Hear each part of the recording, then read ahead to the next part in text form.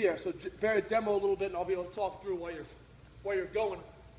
You want to put as much force in the ground with that foot. See how he's pushing, push, push. As soon as that foot hits, you're driving through. And the same thing goes for this that it does for the distance. You get that knee coming down, you ain't getting nothing out of that bad boy. You want to make sure that knee's nice and high. You're driving through the ground, put force into the ground. Because that's what max velocity is, force into the ground. Drive through the ground and float up. Once again, always feeling good arm action, good posture, all those things that we're talking about when we talk about good technique. Make sure your head's high, slate tilt forward. Those are really important. Next drill, and this is, I don't know if you guys noticed, but these are kind of all progressive drills. It's gone from as simple as power skips to a little more complex with bounding. Next one's going to be a straight leg run with bounce. Straight leg run with bounce. And it's a similar concept. The one thing that's going to really be big here is a lot of times you see the old people call it, I've heard it called the Deion Sanders drill, because Deion used to do the high step stuff.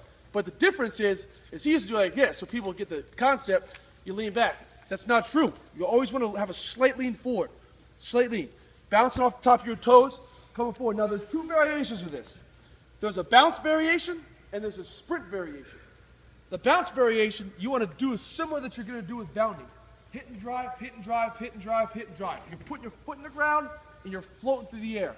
The sprint version is you can, if you wanted, potentially put two guys, now I'm not going to go against Barry because that's all we did to Joe a couple minutes ago. But you put two guys next to each other, sorry Joe. Put two guys next to each other and you sprint doing the same drill. Straight leg run off the top of your feet. Now, when you're doing this drill, and excuse me if I'm hopping your toes, Barry, you don't want to make sure your athletes aren't driving the heel. You want to drive toes. All cleats on the ground, off your toes. Bounce on your toes. Make sure your foot's high, slightly lean forward so there you can demo here. This is a simple drill. Now watch this arm action like we talked about. We want to always steal arm action and drill you do it. Perfect arm, slight lean. He's bounced off the top of the toes. That's really, really a good drill to teach our athletes how to produce force in the ground. All right? Those are all excellent, excellent drills. And like I said, a lot of people have seen this as quote-unquote one-on drills. We're not. We put this in the middle of our circuit. All right? A lot of times, I know we talk rep range. I'll probably just touch on that real quickly. These drills are probably, if you do these in sequence, there's power skips, bounding, straight leg, and we'll get to that too. That's 5 drills right there. You're probably looking at 2 apiece. 10 total. Something like that. That's a station in our speed circuit. We'll knock out 2. We'll make sure our athletes are doing a good job. If we do more than that, we'll see some declines in technique, declines in intensity. That's not what we really want. In this matter, if you put this in a circuit with the stuff Chuck talked about, with the stuff we'll continue to talk about, by the time it's all said and done, if you get the rep range, you're looking at about 26, 30 reps tops. That's a hell of a day, too. Those kids would be dying if they have good technique, if they have good intensity. If they're going 80%, then we suck. But like Coach said, we believe firmly and make sure we do everything full speed. If we're not practicing running fast, then we're getting nothing out of it, okay? Next drill, Barry, this is the last one we'll do in this sequence. It's just be a high knees. High knees in a quick burst. Now, this is, in theory, could look like an acceleration drill, but it's not. We want to make sure we're transitioning, pulling that knee up, good arm action, slightly lean forward, all the things we're looking for in max velocity, and then we'll add a quick burst for multiple reasons. A, we can steal a little something extra. B, make sure they get the hell out of the way so we can get the next group coming next, all right? Go ahead, Barry, let's just I'll give you, go, keep going, keep going, keep going, go, burst. Good. Simple drill, okay? All right, now we get to some fun stuff. We're going to talk a little about toys, all right? The first drill we got, now we did some heavy sled pulls with Chuck. Chuck did some stuff, put about 2 plates on this bad boy. So you can demo this bad boy. We're going to go light sleds. So the difference is here, when we're talking about acceleration, we're talking about 10, 15 heavy sleds, shorter distance. Heavier and shorter distance. We're talking about light sleds, we're talking lighter weight, longer distance. That's anywhere between 20, 30. If you want to be really a jerk and do 40 yards, by all means, go for it. But really important here is, if you go heavy on that bad boy and that sled is affecting his technique, then we're not getting what we want to get out of it. We want to make sure we're at a good weight. Now, all sleds are different. Also, as a staff, we were just talking about that before we came here. How much weight do we really put on? That's something you got to really play with.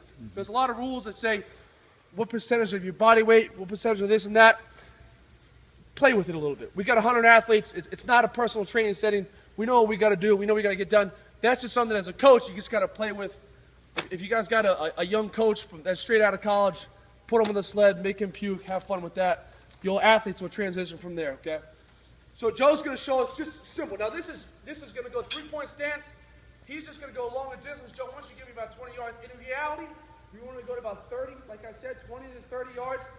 Light sled, make sure you got a good angle. Running through all the good technique work. Go ahead, Joe, on you. Driving up, he's standing up, eyes up. Driving his foot, coming through. All it is, it's going to look similar to our build-up, will almost look like a 40-yard dash, but it's full speed. We're hauling. Like I said, we want to go a little lighter, really focus on technique, knee drive, arm action, all that good stuff, but make sure it's light enough. If you go too heavy, and the athlete's going to have to change his technique, that's not what we get at. He's going to get strong, heck yeah. It's going to hurt, it's going to be hard, heck yeah. But is it what we want to get out of it? No, it's not. All right, so make sure we do a good job regulating that sled weight. Another really good drill is going to be partner bungees. We decided we didn't want to demo that, but it's a really neat tool, similar to the sled. You can do all sorts of modalities for that. The difference between the bungees is if you have two guys partnered, the back guy is going to get some overspeed. So if there's two guys partnered and we're here like this, all you want to do is put them about 10 yards apart, say go at the same time, the front guy runs, he's got some resistance because he's getting pulled back from the back guy, but the back guy's getting pulled forward too with that bungee. That band is kind of snapping him through. Make sure we do that. My advice to you guys, that's pretty elite level stuff. So keep it tighter. If you ever get 30 yards apart, that guy in the back's getting yanked and you could have some issues. Keep it tight. Keep it 10 yards. Always do tighter bands. That's pretty elite stuff. If you want to talk more about that, come see me after. That's good stuff, but it's pretty elite. For even our level, it's very elite. So that's some cool stuff. If you want to talk, we'll talk after. Hill sprints. So Chuck talked about hill. Now, when you look, and like my father said, I am the son of a strength coach since I was 6 years old. So I cannot tell you the amount of time I've been driving down a highway, and my father would turn to me and say, "Damn, that's a good-looking hill, ain't it?" Golly. At least thousands of times. And probably a couple hundred where he actually considered stopping and making me run it, which is the worst part. There's two types of hills. There's your acceleration hill, your Walter Payton hill. That bad boy is straight up. It's the side of a mountain, all right? That's what we're going to work on for 10 yards, short burst. You're getting strong. That sucks. That bad boy is straight up. And then there's what we call a max velocity hill. It's not going to be straight up. Like I said, you can put percentage on stuff. It's going to be not as steep and not even close to steep. Kind of a slight angle, all right? Almost to the point where you're not going to even really notice it that much, all right? So a lot of times, one perfect hill we use is going to be right back here. It's on the street. Slight angle, 10 degree, perfect. If you want to do that, like I said, it's similar to like a 20-yard run.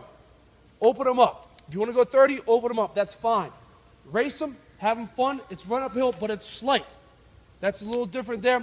To be honest, that's a tough one to find. If you got one of those bad boys, then I don't want to play your high school in the playoffs. That's for darn sure, because you guys are going to be pretty darn fast. Downhill sprints, same thing. If you have a slight incline hill, run down. You get some really good overspeed training. That's really good stuff. It's very elite, so you have to make sure. I wouldn't recommend taking a 15-year-old kid and put him on there the first rep. That's going to be tough. If you have some higher level guys, some sophomores, juniors, seniors that have some pretty good training age and are pretty strong kids, that's going to be something that you can get a lot of benefits from, and they'll be able to get really fast from that. But just be careful who you put on there, all right? Like, that's another thing. Similar to overspeed. Overspeed is something we could talk more about. If you want to talk about that, come see me after. We'll kind of touch on that. It's really good, but it's pretty elite level stuff there. And the last thing we'll talk about is pushing vehicles, all right? So truck, if he's doing acceleration stuff, you want to push like an F-150. Max velocity, if you guys got a Pinto lying around, that's your bad boy, all right? Something lighter, longer, make sure you're not slamming on the brake. Once again, it's going to be about 20 to 40 yards in that range. You can partner up. That's probably the best way to do it with the cars they make these days are heavy as crap.